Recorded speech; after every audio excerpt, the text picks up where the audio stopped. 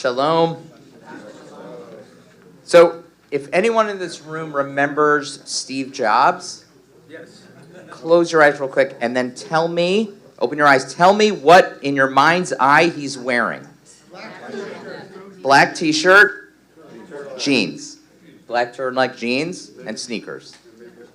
And white ear pods. And for anyone who doesn't know, why did he dress like this? He dressed like this because he thought that every choice that you make drains energy from you, and therefore, if he could eliminate one small decision daily, like what I'm going to wear, he could preserve that energy for choices that he thought actually mattered. That's the reason. On Shabbat HaGadol, which we call the Great Shabbat, it was known as only the second day of the year that the rabbi spoke, which is why many of the congregants called it the Great Shabbat, because they sat in shul for a long time. Again, only the second sermon the rabbi gave. Maybe we should go back to that. No? I don't know. Amen, right? But why? It's not the rabbi's fault. The rabbi had to teach everyone about the laws of how to kosher a kitchen, how to eliminate chametz from your homes, bitter herbs. You know, they didn't have YouTube back then. Just remember that, okay? So he needed to have a long sermon. And I imagine if I can go back in time to those sermons thousands of years ago, they were probably black and white. It was, what can I eat, what I can't eat? What should I clean, what do I not clean? Very specific. And guess what? Eliminated choices. But the days of congregants coming to shul to learn how to keep Passover are gone. Today, we come here before Pesach for different words. And I think this year, amongst many, it is, how do we make sense of the chaotic lives that we live in? Lives that don't have simple binaries like chametz and not chametz. This term chaotic lives can apply to any time, by the way, a Jew has lived on the face of this earth. But not just Jews. There was an article in the New York Times this week, living in our chaotic lives. In every generation, as Jews, we see ourselves as if we had left Egypt ourselves. Now imagine sitting at a Seder table throughout history. Maybe it's the year 300 in Babylonia. Do you think every family agreed on every viewpoint, what it means to be a Jew during difficult times? I think the better question many of you may have is, how can I prepare for the arguments I'm about to have with my family on Pesach? I'll get to that in a minute. But first I want to share an experience I had this week attending the third convening of Zionism, A New Conversation, which is a conference designed for rabbis, by rabbis across the denominational spectrum, and run and founded by the LaFell Foundation, along with other foundational partners.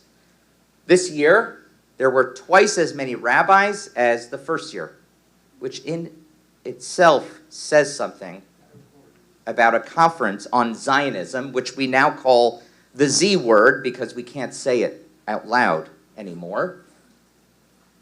And we had Reform, Conservative, and Orthodox Jews together speaking about a topic that's so controversial.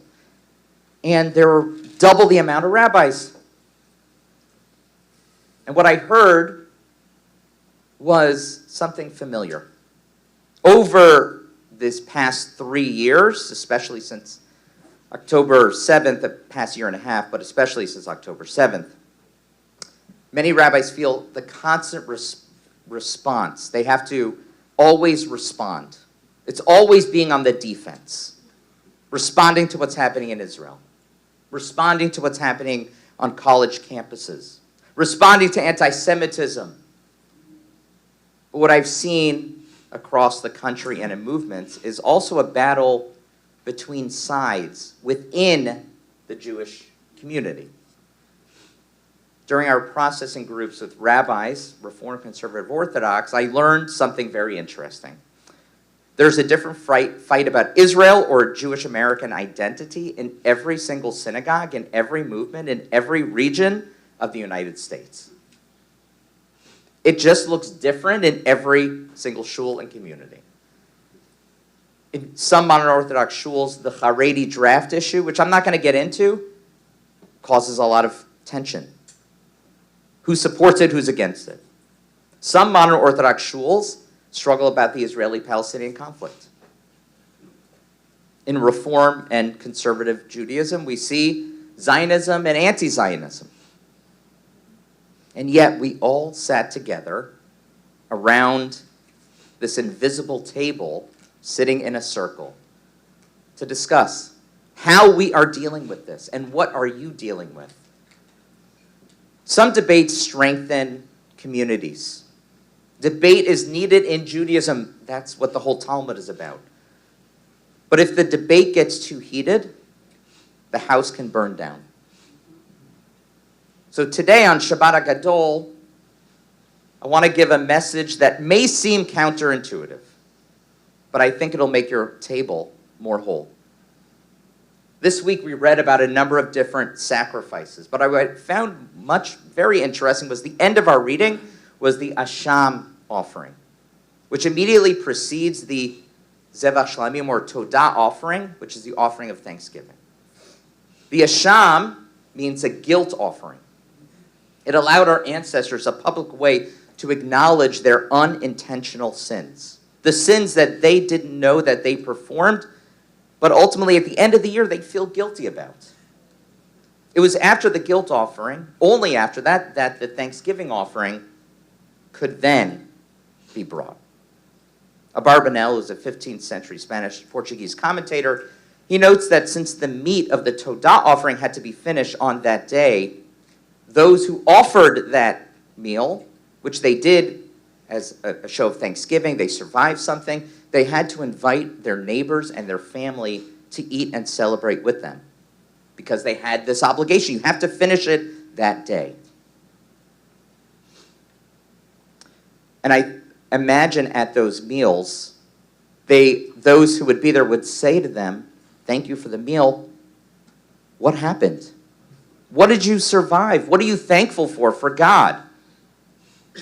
And I believe that those types of experiences, I can imagine those conversations as being fruitful, engaging, holy. The Todah offering is actually very similar to the Pesach offering that we used to give.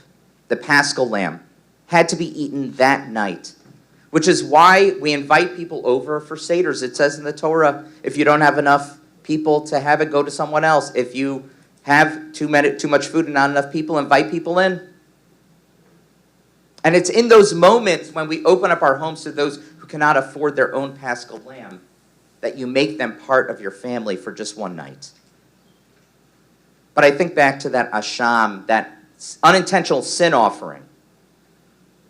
I think of the times of the year when we've had arguments with each other, especially about Israel and Jewish identity, where we may have let others down. Perhaps we spoke too strongly or forcefully, and no one said anything back to us. And perhaps we weren't listening, even though we think that we're right. At the Passover Seder, not only are we forced to eat together, but we're forced to talk together. I find it fascinating that we begin the Magid, the storytelling section, with the story of the 4 children. The wise, the wicked, the simple, and the one who cannot ask questions. The Seder gives instructions on how to teach each person, each individual personality to elicit a response. Because that is the point of the Seder. Without dialogue, it's just another dinner. But when you add the stories and the discussion, it becomes a Seder. But I also think there's another message here. We have a bit of the 4 children in each one of us. But we cleave to the labels that we are known to in the world. Robert Coles, who was a prominent child psychiatrist, author, and educator, he devoted his career to understanding children's lives and the profound impact of social environments on their development. He wrote in his book, The Call to Service, "It is tempting and at times not altogether inappropriate to sort people into a few well-chosen types. But I urge a sense of complexity of people on myself and on the reader." William Carlos Williams, the American poet, once talked of the zeal with which we take to labels of all kinds. We crave certainty. We love to put a period at the end of a sentence, and that is that. But take a look at people, he wrote, a real close look, and you'll find inconsistencies and contradictions, and that's where a closer look is needed. Not a category or a definition that tells you, that reassures you, all right, you've got it. In other words, he's saying, we can't help but label people. But guess what? None of us is really the entirety of that label. Passover is about separating categories. What's chametz and what's not. That is labels. It's cut and dry. But that's not the message of Passover. The message is actually the Paschal Lamb. The message is the Todah offering that we read today. Each one of you is a complex universe. You know that you are not simple. And if you know that, then the people around you are also complex universes, and they are not simple either. And we have to eat together at the same table at least once a year. I'll tell you something that stayed with me through my experience. It wasn't the speeches from the incredibly world-renowned speakers. It was those times sitting in circles and talking in small rooms with other rabbis from other denominations. The conversations were thoughtful, honest, and at times challenging in all the right ways. And they felt possible because there was a space that was created just for that. And that is no small thing. To sit in circles with rabbis from across denominations, from different parts of the country, with different instincts and different assumptions, and we were still able to listen, to challenge, to speak honestly, and then to walk out of the room with an even stronger relationship than we had before. Author Dara Horn, who spoke at the conference, she spoke about Jewish life as always requiring us to live in tension, to carry complexity without collapsing into something simple. She said, we're not a religion. We're not a culture. We're not an ethnicity. We're actually everything. We are a civilization, to quote Rabbi Mordechai Kaplan. And for a few days, we practiced that. We didn't resolve all the problems, or even that many, but we stayed at that invisible table in that circular space. And that is the hope that I carry with me into this week.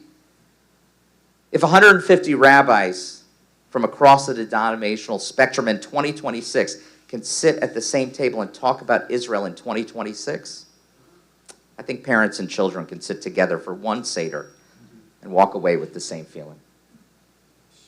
At the end of this week's Haftarah, we heard the verse that helped give Shabbat its name. Lo, I will send the prophet Elijah to you before the coming of the awesome, fearful day of the Lord. They use the word Shabbat HaGadol. He reconciles parents with children and children with parents. The great miracle of Elijah, there's no fire from heaven, no dramatic sign, but a healing of relationships between parents and children. That is the miracle that will precede the redemption.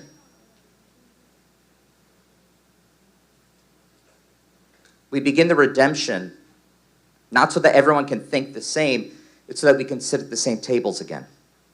It's so that people that have hurt one another, misunderstood one another, or spoken past one another can still choose not to walk away, but to sit together. That is the work of the Seder. Not only to remove the chametz from our homes, but to make room in our hearts for others. Not only to tell what we think is our story, but to hear how someone else at the table tells it just a little bit differently. And perhaps that is the deeper hope of this season of Nisan, of Pesach. That if parents and children can sit at one table, then just maybe the Jewish people can sit at one table after the Seder is over. Maybe redemption begins there. Not when every argument is resolved, but when we refuse to give up on one another, when we stay in relationship with one another. When we make room for guilt, for gratitude, for memory, for difference, and still bless God for the chance to be together no matter how chaotic our lives are. That is a Passover worth preparing for.